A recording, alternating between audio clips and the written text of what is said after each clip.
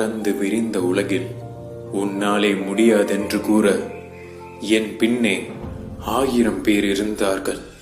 என் முன்னே உன்னால் மட்டுமே முடியும் என்று கூற என் ஆசிரியர் மட்டுமே இருந்தார்.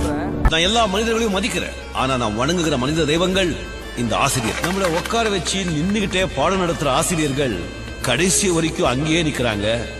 ஆனா நாம வளர்ந்து எங்கேயோ போயிட்டு இருக்கோம். அப்படிப்பட்ட ஆசிரியர்களை நீங்க வளர்ந்து எவ்வளவு பெரிய ஆளானாலும் மறக்கவே கூடாது.